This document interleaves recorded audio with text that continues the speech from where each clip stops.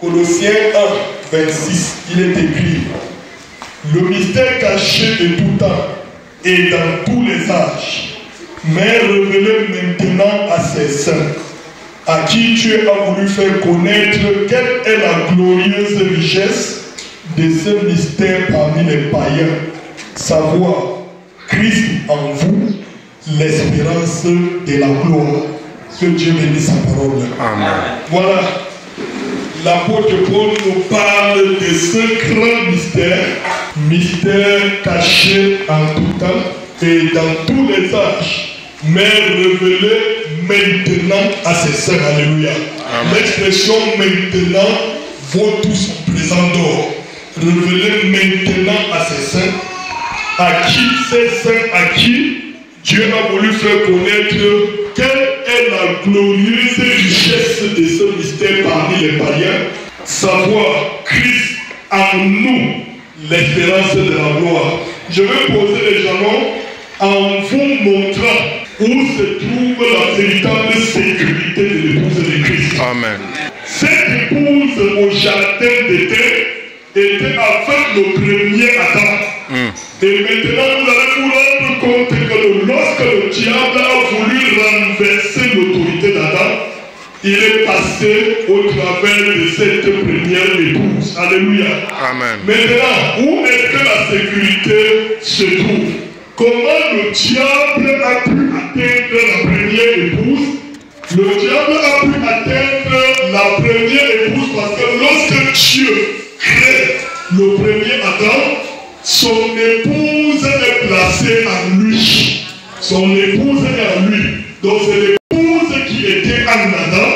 Et lorsqu'elle s'est décantée un peu d'Adam dans lequel elle se trouvait, elle a été atteinte. Maintenant, Dieu s'est rendu compte que lorsque c'est la femme qui est dans l'homme, alléluia, amen, voyez que la femme est exposée sans l'homme. Si c'est elle qui est cachée dans l'homme, cette cachette ou cette protection agit à moitié. C'est pourquoi Dieu fait en sorte que lorsque la seconde épouse arrive, lorsque le second Adam arrive, Dieu renverse la vapeur et fait en sorte que maintenant, pour que la protection soit totale et complète, c'est plutôt Adam qui est dans son épouse. Christ en lui, l'espérance de la gloire. Quand c'est Christ qui est en vous, vous devenez intouchable. Quand c'est Christ qui trouve résidence en vous, rien ne peut vous nuire. Amen. Parce que, alléluia, amen, parce que lorsque c'est l'époux qui est ta épouse, l'épouse devient l'époux féminin. Amen. Et alors quand le diable te regarde, il voit Christ sous forme féminin. Amen. C'est cela. C'est pourquoi dans l'Apocalypse chapitre 1, si vous ne prêtez pas attention, vous allez vous confondre. Lorsque Jean dit, je vis au milieu du chandelier d'or quelqu'un semblable au Fils de l'homme. Alléluia. Amen. Il n'a pas dit, je vis le Fils de l'homme. Non, je vis quelqu'un semblable au Fils de l'homme. Ce n'était pas le Fils de l'homme, mais c'était quelqu'un qui lui était parfaitement semblable. Et la raison, ou alors l'épreuve pour laquelle ce n'était pas lui, mais elle, c'est que lorsqu'il commence à décrire cette personne au milieu du chandelier, il dit que cette personne avec la ceinture au niveau de la poitrine. Or, le Fils de l'homme en tant qu'homme, si jamais il devait avoir une ceinture, c'est au niveau de ses reins. Mais la femme pose sa ceinture au niveau de la poitrine. Donc celle que Jean voit dans l'Apocalypse chapitre 1, c'est l'épouse parole. Et l'épouse parole est l'identification parfaite de l'époux parole. Donc voilà, c'est pourquoi quand Jésus vient, ou alors quand tu envoies le second Adam, pour déjouer la tentation de Satan, pour mieux cacher l'épouse, Dieu n'a plus prévu que l'épouse devait se retrouver dans Adam, mais que Adam devait se retrouver dans son épouse. Voilà la véritable position de l'épouse. Alléluia. C'est quoi? Mystère caché de tous les temps et dans tous les âges. Ce mystère caché dans tous les âges, c'est que au commencement là-bas, c'est la femme qui était dans l'homme. À la fin, c'est l'homme qui est dans la femme. Ça devient une sécurité parfaite. C'est une richesse. C'est une glorieuse richesse que de connaître cela. C'est une glorieuse richesse. Christ en vous. C'est ça l'espérance de la gloire. Alléluia. N'oublions pas notre grand sujet. C'est toujours la nouvelle naissance. Le mystère, le grand mystère de la nouvelle naissance. Voilà.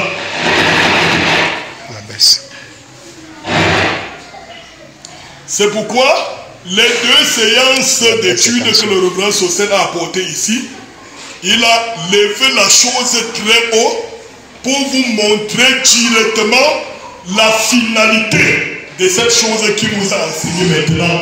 Pour nous montrer exactement sur le chemin que nous venons d'emprunter, où est-ce que Dieu veut aboutir avec nous. Alléluia. La nouvelle naissance, c'est quoi?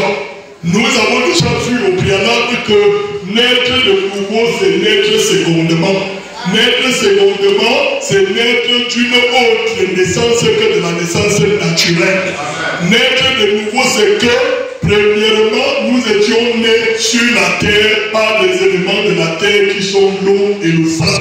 Mais naître de nouveau, c'est que nous naissons maintenant du ciel par les éléments du ciel qui sont la justification, la sanctification et le baptême du Saint-Esprit.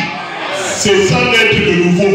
Maintenant, ça c'est dans une faible dimension, ça c'est d'une manière élémentaire. Maintenant, pour les hommes costauds, la nouvelle naissance, c'est quoi? Nous avons compris ça maintenant, aller plus loin pour dire que seuls les élus peuvent naître de nouveau. Ça écarte, comme nous avons toujours dit, le fait de penser que réciter une prière vous fait naître de nouveau. Ça écarte le fait de penser que vous enfoncez dans l'eau et vous retirez, vous êtes né de nouveau. Si seuls les élus peuvent naître de nouveau, c'est que la nouvelle naissance est l'un des éléments qui avait été réservé pour n'être accompli que par les élus. De la même manière qu'il dit, nous avons été élus dès avant la fondation du monde pour être saints et irrépréhensibles. Si tu n'es pas un élu, tu ne peux pas vivre une vie sainte. Si tu n'es pas un élu, tu ne peux pas vivre une vie irrépréhensible. Tu auras une vie double. Et pour arriver à cette dimension, il faut naître de nouveau. Nous comprenons pourquoi un grand théologien comme Nicodème pouvait dire comment alors cela peut-il se faire. Alléluia. Et frère Branham, donc, en élevant la chose à la dimension mystérieuse indiquée par Paul dans Colossiens, frère Branham dit dans le message, Christ est le mystère de Dieu révélé. Peut-être que le roi Sosen a même lu cette citation au paragraphe 234. Qu'est-ce que la nouvelle naissance? Pour le prophète, pour le grand aigle, pour les aiglons que nous sommes. Pour les pentecôtistes, si je leur demande, mon ami pentecôtiste, qu'est-ce que la nouvelle naissance? Il me dira, c'est réciter la prière après le pasteur. Si je demande, qu'est-ce que la nouvelle naissance? Il me dira, c'est te mettre dans l'eau dès que tu le sens, tu es né de nouveau. Mais pour les aiglons que nous sommes, que vous êtes, Dieu demande ce matin, qu'est-ce que la nouvelle naissance? Et la réponse est donnée, bien frère Branham. Qu'est-ce qu'est la nouvelle naissance? La nouvelle naissance, c'est quoi? Et qui? C'est la révélation de Jésus-Christ en vous personnellement. La nouvelle naissance n'est pas une chose peut-être qui travaille pour l'utilité commune comme le don spirituel. Le don spirituel, on dit qu'est-ce que la guérison divine? Non, mais on répond, la guérison divine, c'est que la sœur Thérèse se lève, elle prie pour une sœur dans l'église et Dieu opère le miracle et toute notre église est puissante. La sœur sera priée, mais c'est pour l'utilité de toute l'église. La nouvelle naissance, c'est quoi? Ce n'est pas une chose que frère Bertrand reçoit et c'est pour toute l'église. C'est la révélation de Dieu à vous personnellement. La nouvelle naissance est une chose individuelle, un secret individuel que Dieu vous révèle à vous. Vous pouvez être assis avec quelqu'un qui se frotte à vous. Dieu vous révèle ça et ne lui révèle pas. C'est ça la nouvelle naissance. Nouvelle naissance veut dire que le jour où tu comprends le fond de cette chose-là, ta vie a changé. Ta vision a changé. Ta manière de concevoir les choses a changé. C'est ça la nouvelle naissance. Alléluia.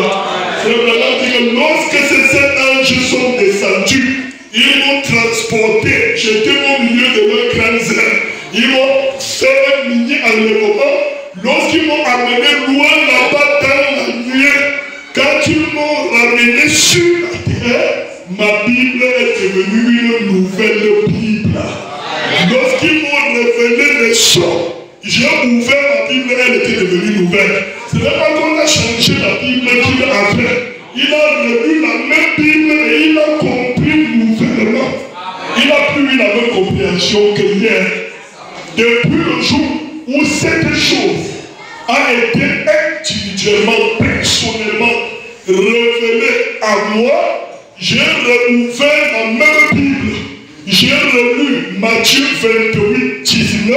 C'était devenu nouveau à mes yeux. J'ai compris que hier, quand je lisais, je comprenais 3 dieux au nom de qui il faut baptiser le Père, il faut baptiser au nom de Papa, il faut baptiser au nom du Fils, il faut baptiser au nom du Saint-Esprit. Mais quand il me l'a révélé personnellement, j'ai ouvert le même verset, Père, Fils, Saint-Esprit, et j'ai vu le Seigneur Jésus-Christ. C'est devenu pour moi une autre chose. C'est cela. Lorsqu'il m'a révélé cela, personnellement, j'ai ouvert ma même Bible, j'ai vu que lorsque quelqu'un recevait le Saint-Esprit, il se mettait à parler en langue et à prophétiser. Et j'ai compris donc pourquoi quelqu'un prouvait qu'il était né de nouveau lorsqu'il commençait à dire Jésus, mais le jour où j'ai reçu la révélation, j'ai regardé les mêmes versets, j'ai lu encore dans Actes 10, 44, alors que Pierre commençait à prononcer la parole, le Saint-Esprit a envahi toute la maison. J'ai compris que la preuve qu'on a reçu le Saint-Esprit, ce n'est pas qu'on a parlé à l'âme, mais qu'on a reçu la parole. C'était devenu nouveau pour moi. J'ai fini par comprendre que l'être de nouveau, ce n'est pas rouler au sol. L'être de nouveau, ce n'est pas faire semblant d'être humble. Mais l'être de nouveau, où le Saint-Esprit n'est pas l'obligeant. Parce que depuis dans le film de Jésus de Nazareth, lorsqu'on a vu cette colombe blanche descendre, se poser sur Jésus, s'il vous plaît, la foule aujourd'hui n'avait rien vu. Je dis la foule, une seule personne n'avait rien vu aujourd'hui. Ce que vous voyez dans le film, on s'efforce seulement de vous faire comprendre qu'est-ce qui s'était réellement passé.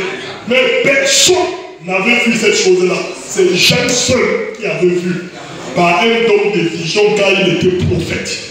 Il rappelait, lorsque j'étais au désert, la voix m'a dit, celui sur qui tu verras l'esprit descendre comme une colombe, c'est lui. Et lorsqu'il baptise ce monsieur de 33 ans, parmi tant d'autres foules de personnes dans la foule aujourd'hui, au moment où le monsieur veut sortir de l'eau, les yeux des gens s'ouvrent dans une vision et il voit l'Esprit de Dieu sous forme d'une colombe venir sur Jésus. C'est Jean qui voit, ce n'est pas la foule qui voit. Et Jean a compris, voilà le signe identificateur du Messie. C'est pourquoi le prochain jour, il peut leur dire, il est parmi vous. Il est parmi vous. Et pendant qu'il disait, il est déjà parmi vous, on voyait un monsieur marcher avec les chaussures coupées Jésus. Parce que les chaussures coupées Jésus aujourd'hui, avec le compte-compte, il marchait comme ça avec une robe, avec, c'est pas une banderole bleue, jetée comme ça au travers de sa robe. il marchait au milieu de la foule, il faufilait là, et il était tellement laid qu'aucune femme ne pouvait s'intéresser à lui. Et pendant qu'il passait, Jean dit, voici l'agneau de Dieu qui ôte le péché du monde. Alléluia. Même jusque-là, lorsque Jean a présenté, la Bible nous dit que certains disciples de Jean se sont détachés à Jean pour suivre Jésus. Les autres sont restés avec Jean. Ces disciples-là, à eux personnellement, Dieu avait révélé ce mystère. Ils étaient nés de nouveau. Leur vision avait changé. Les autres sont restés avec Jean, continuaient à jeûner, continuaient à purifier les mains et les pieds au point de se plaindre de ceux qui sont avec Jésus. Mais Jésus, les disciples de Jean, il se plaint à Jean, pardon, les disciples de Jésus mangent sans se purifier. Ils ne jeûnent même pas. Ils ne prient pas, il n'y a même pas de prophéties, les langues et tout cela, les visions dans leur église. Est-ce qu'ils servent quand même Dieu? J'avais dit attention, vous jeûnez, vous priez, vous recevez des prophéties, des visions, vous vous purifiez parce que vous êtes à la recherche du Messie. Mais ceux qui ont déjà trouvé le Messie ne le cherchent plus. Ils sont déjà avec le Messie. C'est cela. Alléluia. Dans la nouvelle naissance, c'est la relation de Dieu à nous personnellement. Quelle est même cette révélation? Frère Branham dit, non pas que vous avez adhéré à une église, que vous avez serré la main, que vous avez fait quelque chose de différent, que vous avez récité un credo, que vous avez promis de vivre un code de loi, mais Christ, la Bible, il est la parole qui vous a été révélée. Et peu importe ce que quelqu'un dit, pasteur, prêtre, quoi que cela puisse être, peu importe ce qui arrive, c'est Christ. C'est Christ en vous. C'est cela la révélation sur laquelle l'Église a été bâtie. Une véritable Église du Dieu vivant est bâtie sur cette révélation. Quelle révélation? La révélation qu'il faudrait qu'à l'heure où nous vivions, les chrétiens qui la maison pour venir entrer dans l'Église, mais Dieu voudrait qu'avant qu'il ne soit enlevé, qu'après être quitté la maison ou être entré dans l'église, que Christ entre aussi en eux. C'est tout. C'est ça qu'il faut pour l'enlèvement. Quand ne vous trompez pas, frère, il y a encore une puissante révélation que le jour que les ministres vont révéler, ça sera la clé pour aller au ciel. On n'attend plus une révélation, on attend une manifestation. C'est cela. Dans Christ et le mystère de Dieu révélé, 240, la nouvelle naissance, c'est Christ. Amen. Maintenant, quelqu'un me dira, pasteur, si c'est lui, c'est que je n'ai pas, parce que depuis que je suis à l'église, il n'est même jamais venu une seule fois qu'on le voit. La nouvelle naissance, c'est Christ. Frère Branham dit, l'un des plus grands mystères révélés sous le sceau, c'est le mystère du baptême du Saint-Esprit sans aucune sensation, mais où la personne de Jésus-Christ s'est incarné et est devenu fille dans le croyant. C'est ça le plus grand mystère sous le sceau. J'ai le Saint-Esprit, pasteur, c'est vrai ma fille. Comment? Non, chaque fois qu'on prie, je tremble. Ce n'est pas encore le Saint-Esprit. C'est l'émotion. J'ai le Saint-Esprit, comment? Parfois je sens le feu qui monte dans le paume des mains. Non, c'est l'émotion ou alors c'est la sorcellerie. Ce n'est pas le Saint-Esprit. J'ai le Saint-Esprit parce que comment? Je livre de cette terrible prophétie à l'église et mes prophéties ne l'ont pas. C'est bon, mais ce n'est pas encore le Saint-Esprit. C'est une manifestation du Saint-Esprit, mais pas le Saint-Esprit. Le Saint-Esprit, c'est quoi? Le Saint-Esprit, c'est Christ en vous, la personne de Jésus-Christ dans le croyant, même sans faire le mouvement, même sans avoir des sensations. Amen. Ce n'est pas, Christ n'a pas les tremblotes, il n'avait que 33 ans. Parfois, c'est les papas de 70, 80, 95 qui marchent, ils font comme ça, même les lèvres. Jésus-Christ n'avait pas encore atteint ce niveau, il était encore très jeune. C'est pourquoi s'il entre en toi, ton esprit sera jeune.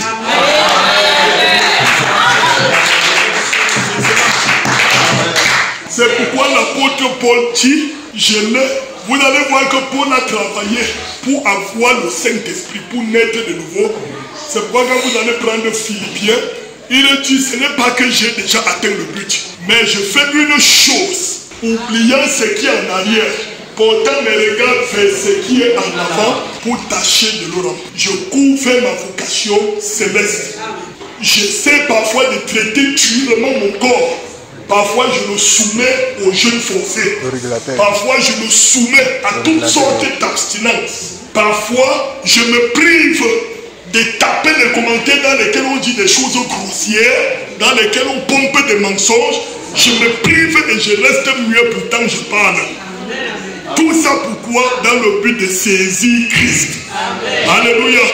Il dit, je ne dis pas que je l'ai déjà saisi, mais je cours dans le but de le saisir. Et dans ma course, je ne cours pas comme à l'aventure. Je frappe, mais pas comme battant l'air. Mais, alléluia. C'est l'apôtre Paul. Il dit, je fais tout ceci pour parvenir, si je puis, à la résurrection d'entre les morts. Et Frère Branham dit, cette traduction est fausse. Frère Branham dit, Paul ne voulait pas dire ici qu'il s'impose cette sorte de vie juste pour chercher la résurrection. Parce que même les méchants qui ne font pas ça vont ressusciter. Donc quelqu'un ne peut pas se mettre à se priver de tout sur terre parce qu'il veut ressusciter. Même les méchants viennent pour la résurrection. Donc la meilleure tradition, c'est que je fais tout cela pour parvenir, si je puis, à la pré-résurrection d'entre les morts. À la première résurrection. Qui ne sera que donnée à l'épouse endormie. Alléluia. Il dit, je ne crois pas l'avoir déjà saisi, mais je vous assure que je le saisirai. Mais quand vous allez voir dans Timothée, lorsqu'il a couru, il s'est arrivé à la ligne d'arrivée, il dit, j'ai combattu le bon combat. J'ai achevé la course. Dans Philippiens, il courait. Dans Colossiens, il a achevé la course. J'ai achevé la course. Désormais, la couronne de justice m'est réservée. Non seulement à moi, mais à tous ceux qui auront aussi combattu. Alléluia. Amen. Voilà, Paul est arrivé à la fin de son combat, de sa course, et il attend le couronnement. C'est pourquoi, quelque part, même on va l'intimider. Paul va leur dire, s'il vous plaît, vous ne pouvez plus m'intimider. Aujourd'hui, il n'y a rien sur terre qui puisse m'intimider. Si vous êtes né de nouveau, même la mort ne peut plus vous effrayer. Je vous dis, explique-moi ça. La mort ne fait pas le croyant. Attendez, d'autres disent amen de suivisme. Comme tout le monde a dit amen, je me mets aussi dans les rangs. Allons dans le livre des Romains chapitre 8, verset 26. De même aussi, l'Esprit nous aide dans notre faiblesse, car nous ne savons pas ce qu'il nous convient de demander dans nos prières, mais l'Esprit lui-même intercède par des soupirs inexprimables. Et celui qui sonde les cœurs connaît quelle est la pensée de l'Esprit, parce que c'est selon Dieu qu'il intercède en faveur des saints. Nous savons du reste, verset 28, que toutes choses concourent au bien de ceux qui aiment Dieu, de ceux qui sont appelés selon son dessein. Quand on lit ce texte, comprenez ça en le calquant sur l'enseignement qui vous a été donné mardi sur la foi. On a dit que la foi veut dire supporter. Supporter quoi, frère? C'est que parfois on va te taper sur le dos. C'est que parfois on va te haïr sans cause. C'est que parfois on va conspirer même dans le but de t'éteindre. Parfois même ceux en qui tu avais placé de confiance, ils vont lever le talon contre toi. Et la foi veut que tu supportes cela. Et Paul dit que toutes choses concourent. Même le Congo, ça qu'on a fait pour déchirer ton nom concourt à ton bien. C'est cela. Toutes choses concourent au bien de ceux qui aiment le Seigneur. Même tous tes pauvres qui sont morts l'autre jour concourent à ton bien. Même ton poulailler que les bandits ont vidé, c'était pas la grâce de Dieu. J'ai dit que c'était pas la grâce de Dieu que les bandits t'ont visité. Toutes choses concourent. Ça concourt. Je vous ai dit qu'on n'aura jamais la lumière ici sans la phase de l'heureux. Si tu crois que ta vie n'est que faite de phases, tu aura toutes sortes de problèmes du monde, même le courant va te tuer. Donc si tu connectes ton électricité sur deux phases, tu vas mourir. S'il y a la phase, accepte aussi qu'il y ait le neutre. C'est les deux là qui donnent la lumière. Donc s'il y a le bonheur, accepte parfois que même le malheur te visite. C'est les deux là qui font de toi un chrétien. Toutes choses concourent au bien de ceux qui aiment Dieu, ceux qui sont appelés selon son dessein. Alléluia. Car ceux qui ont connu d'avance, il les a aussi prédestinés. Alléluia. Mais qui est-ce que Dieu a connu d'avance? Moi, il m'a connu d'avance. Je n'ai pas de doute, ne me dis pas. Je dis moi, il m'a connu d'avance. Il m'a connu d'avance. Et parmi vous, tous ceux qui ne savent pas si Dieu les connaissait, il ne vous a jamais connu. Je vous informe qu'il ne vous connaît pas.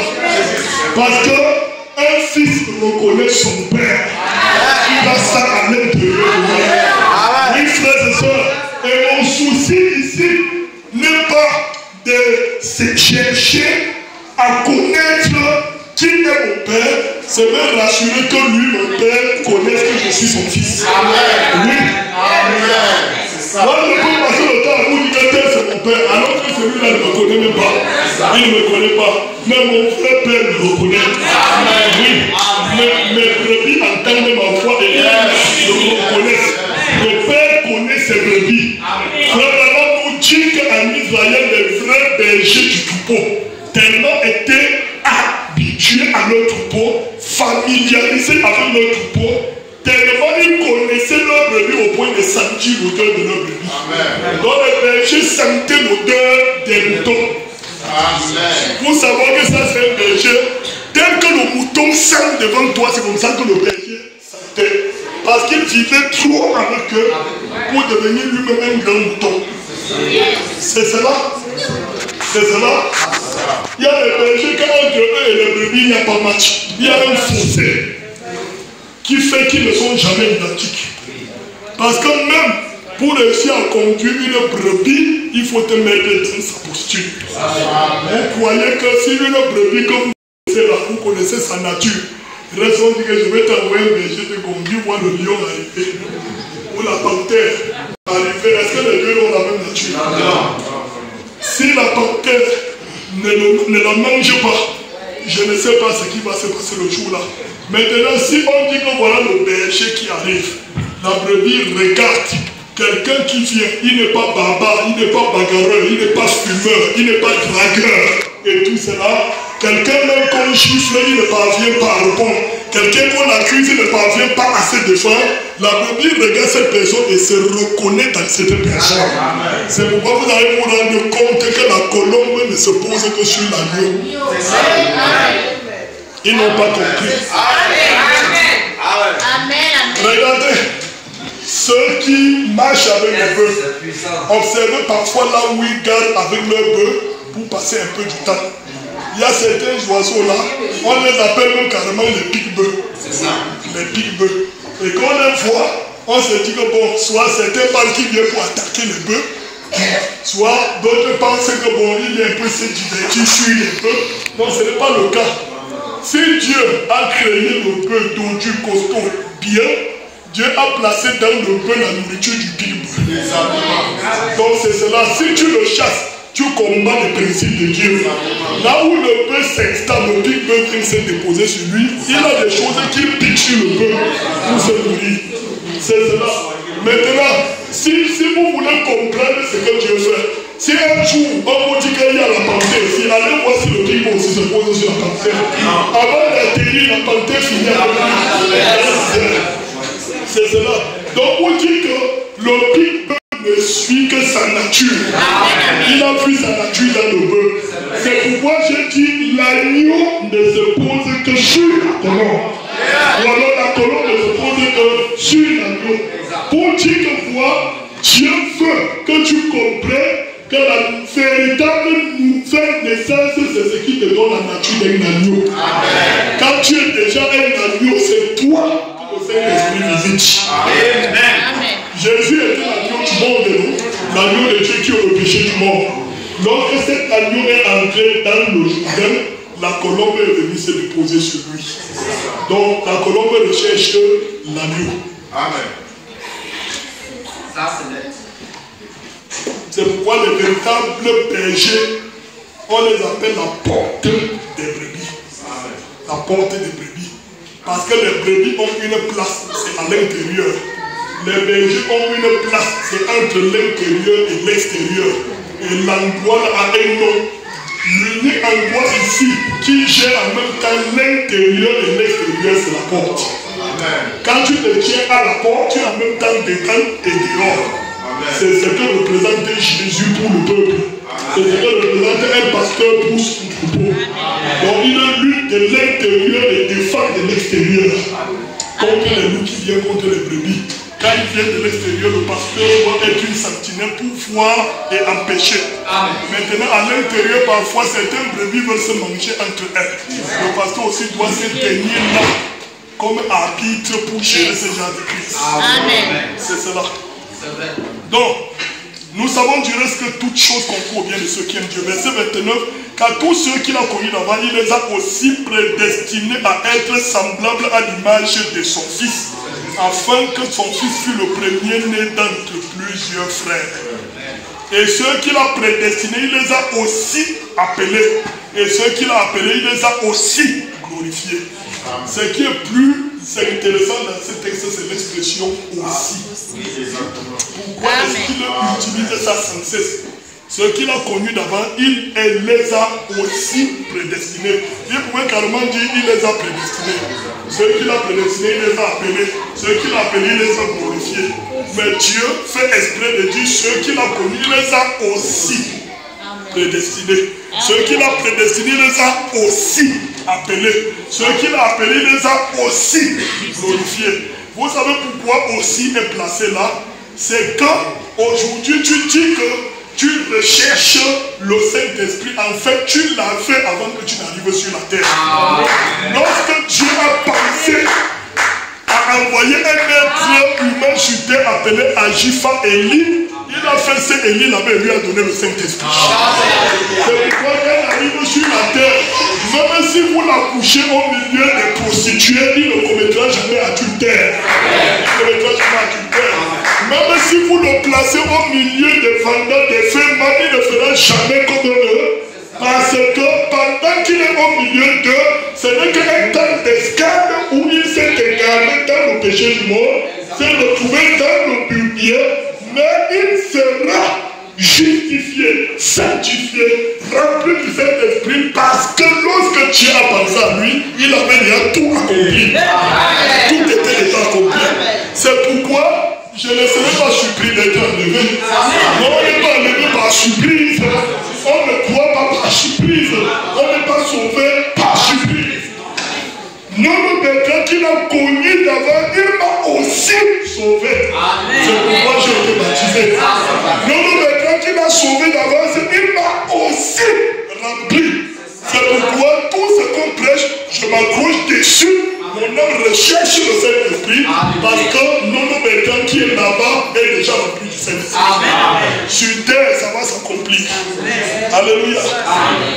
Vous êtes la conséquence du vrai vous de l'autre côté. Frère Branham dit que notre théophanie est dans le ciel. Notre corps naturel est dans l'église. Dans l'église. Et lorsque nous arrivons à l'église, là où nous nous asseyons, nous sommes inspirés par notre théophanie. Frère Branham dit notre théophanie nous recharge tous les jours comme les piles d'une radio, comme la batterie d'un téléphone. Ça nous recharge, c'est-à-dire que chaque fois que nous perdons l'énergie, notre frère, nous qui est là-bas, est déjà plein d'énergie. Quand celui d'en-bas perd l'énergie, celui d'en haut remplit celui d'en-bas. Et tu ne peux agir que comme celui qui est en haut. Et on va dire, mais pasteur, pourquoi alors d'autres sont toujours un genre dans l'église? Ils agissent exactement comme le corps qui est en enfer. C'est ça. C'est cela. C'est ça qui les inspire. Frère Branham marchait avec Joseph Branham. Partout où il bat, Joseph Branham est à la cabine. Et dit, papa, pourquoi tu passes vite comme ça? Reviens pas en arrière. Le père fait, il revient, il dit, papa, attends. une sorcière, deux sorcières, trois sorcières. Frère Branham dit c'est quoi? Philippe dit non. Tu as dit que le jour où tu étais allé en enfer, les femmes sorcières que tu avais vues avec les longues mèches du tucolo sur la tête, donc une sorcière, une sorcière. Toi donc, pour lui, toutes les femmes qu'il voyait comme décrites par Frère Branham en enfer étaient les sorcières. On allait dire que l'enfant a trop, non. Cette femme, parce que Frère Branham dans son récit dit, quelques années plus tard, je suis allé dans un supermarché avec une femme et j'ai rencontré cette femme que j'avais vue en enfer. Elle était là au supermarché. Alors je vais maintenant lui répéter tout le temps, voici l'autre ici, voici l'autre, voici l'autre. Elles agissent exactement comme leur corps spirituel en enfer. C'est cela. Verset 31. Que dirons-nous donc à l'égard de ces choses? Si Dieu, alléluia, si Dieu est pour nous, qui sera contre nous? Lui qui n'a pas épargné son propre fils, mais qui l'a livré pour nous tous, comment ne nous donnera-t-il pas aussi toutes choses avec lui? Qui accusera les élus de Dieu? C'est Dieu qui justifie. Amen. Qui les condamnera? Christ est mort. Bien plus, il est ressuscité. Il est assis à la droite de Dieu et il intercède pour nous. Amen. Alléluia. Amen. Qui nous séparera de l'amour de Christ? Sera-ce la tribulation? Non. Frère, la tribulation peut te séparer. Tous ceux que la persécution les a fait abandonner la foi n'avaient jamais été dans la foi. Voilà. On dit toujours que quelqu'un a abandonné la foi. Tu peux pas y abandonner. Je vais te dire la vérité. Si tu es un élu, même rétrogradé, tu ne peux pas le faire. Même pour le paquet, tu vas te faire là en cherchant la rétrogradée. Tu ne peux pas. Et si tu forces, Dieu te tue. Et reconnaissez ça comme ça. Oui. Et j'ai pas le temps à faire la fine queue. Dans l'église là, quand tu entres déjà dedans, si tu sors, tu vas mourir. On vous ment. Si tu entres dans l'église, tu sors, tu vas vivre et prospérer. Si tu entres en Christ, tu cherches à sortir, tu vas mourir. C'est cela. C'est pourquoi certains se moquent de vous. Ils sont arrivés dehors, ils vivent mieux que vous. On dit frère, ils ont alors fait comme ça. Voilà, ils progressent. Nous, on ne fait que rentrer en arrière. Même toi, tu vas le suivre d'un moment à l'autre. Qui nous séparera l'amour de Christ? Reste la tribulation. Est-ce que nous sommes ensemble? C'est à vous que Dieu parle pour la question. Est-ce que la tribulation peut nous séparer? Voilà, il continue. C'est l'angoisse, ou la persécution, ou la faim. Tu as faim, tu manques l'église le soir où tu n'as pas mangé. Ou la nudité, ou le péril, ou l'épée. Il dit, selon qu'il est écrit, c'est à cause de toi qu'on nous met à mort tout le jour. Qu'on nous regarde comme des brebis destinées à la boucherie, mais dans toutes ces choses, nous sommes vainqueurs. Et la suite est magnifique au verset 38. Car j'ai l'assurance. Alléluia. Tout cela c'est reçu à la foi. J'ai dit au prince ce jour que je lui dis, pas un coup de chapeau, mais un coup de large port. Je lui dis ça, il m'a enseigné des choses terribles mardi. Quand je m'assois à l'église, je reçois. Ce qu'on m'a enseigné mardi, quand je sortais, je souhaitais qu'un démon m'attaque. Je vous dis la vérité. Je sentais que si la mort s'est placée devant moi, la personne allait ressusciter. J'ai compris ce que c'est que la foi. Ce n'est pas seulement tu as la foi, frère. Tu as la foi et tu pleures. Toi-même, tu ne connais rien de la foi. Tu connais rien de la foi. J'ai compris que la foi veut dire que je supporte. C'est ça. Je sois capable de supporter. Ça me pince comme la ténèbre, mais je supporte parce que je connais celui qui a fait la promesse. Je connais là où ces choses vont mener. Oui. J'ai compris que dire qu'on a la foi n'est pas frère. J'ai la foi, frère. J'ai la foi. Non. Dire qu'on a la foi veut dire que je patiente. C'est ça. La patience. La patience. Le frère t'éclate, tu me claques. Tu dis frère, c'est pas parce qu'on est à l'église. J'ai tout tourné, frère. J'ai tout tourné. J'ai dit, d'abord dans cette église maintenant, moi je dis celui qui m'attaque, je gère. Frère, tu m'attaques, je te gère. À fouet, je te gère. Il n'y a pas Dieu dedans. Si tu veux me teste-moi. Teste-moi, je vais changer ton nom. Frère, quand ça me prend, quand l'affaire là me prend, tu m'as vu, je mets le Saint-Esprit à côté. On parle comme Par l'enseignement de Marie, j'ai compris beaucoup de choses. Que quand quelqu'un dit qu'il a la foi, c'est qu'il a la capacité d'être patient. D'être hyper patient. Oui, si patient, mon frère et soeur. Noé a eu une patience prolongée.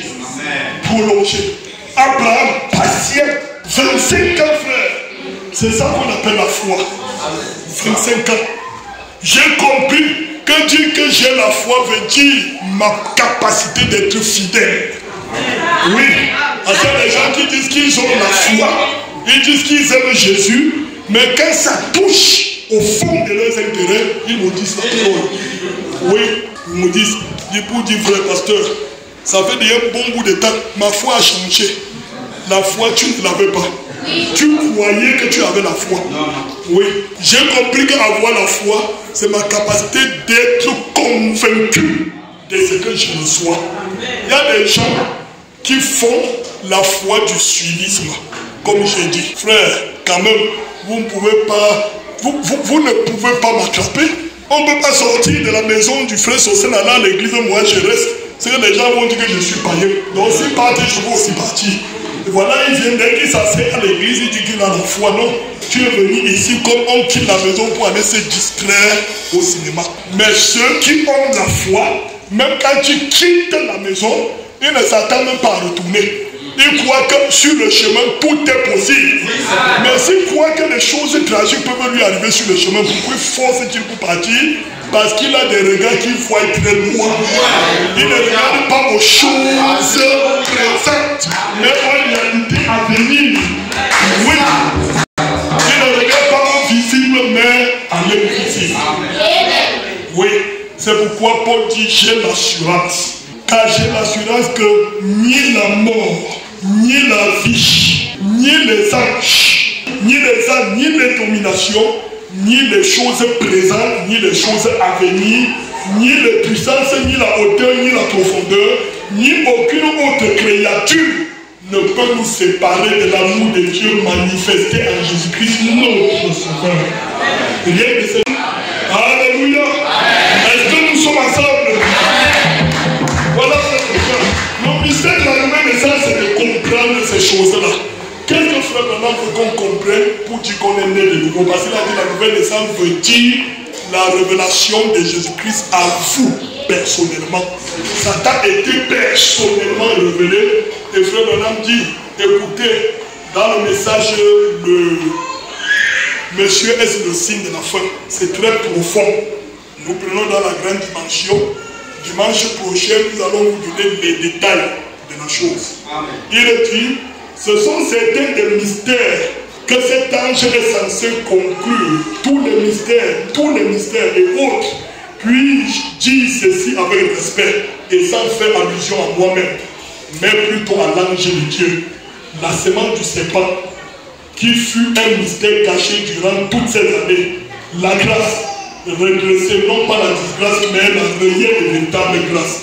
Il n'existe pas d'enfer qui brûle éternellement. Vous brûlerez pendant 1 million d'années, mais tout ce qui est éternel n'a ni commencement ni fin. Et l'enfer fut créé.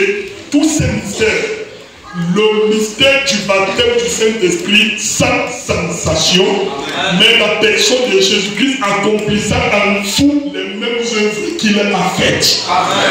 Quand je dis le frère, j'ai Jésus-Christ en moi, je sais de quoi je parle. Quand l'apôtre Paul disait, Christ est ma vie, il mourit même un gars. Quand il disait, ce n'est plus moi qui vis, mais c'est Christ qui vit en moi. J'ai dit hier, c'est Ève qui était en Adam. Aujourd'hui, c'est Adam qui est dans l'Ève. C'est ça le mystère. Il dit, c'est Christ qui vit en moi. C'est pourquoi les choses que je fais, je ne les fais plus par moi-même. C'est Christ qui est en moi qui les fait.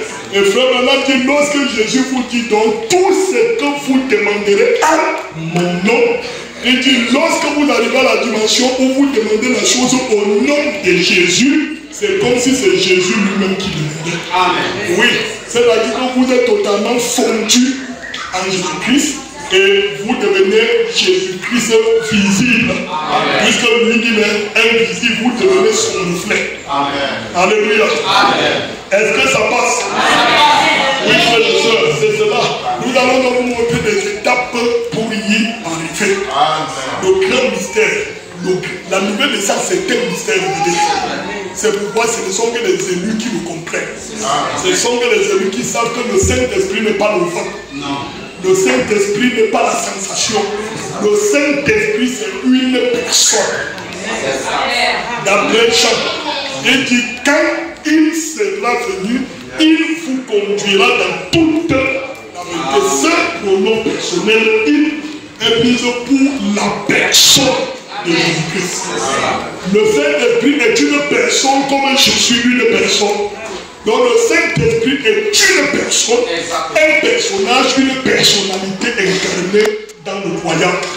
En ces derniers temps, Dieu s'est condensé et s'est confiné dans son Fils.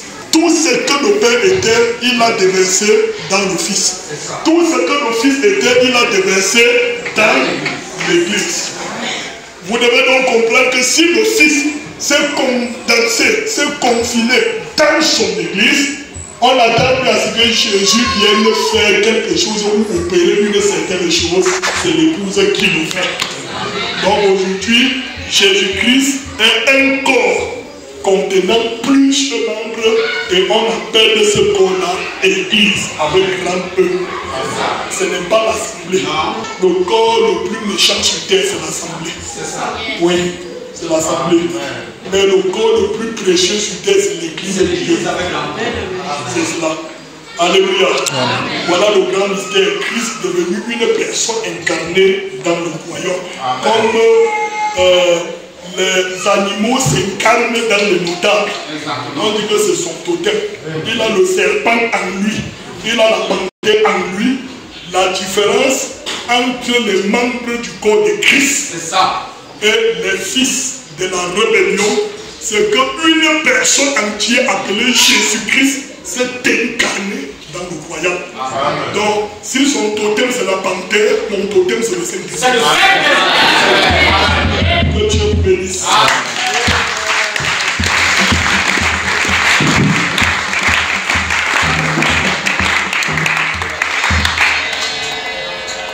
Alléluia. Amen. On va apprécier l'enseignement de ce matin.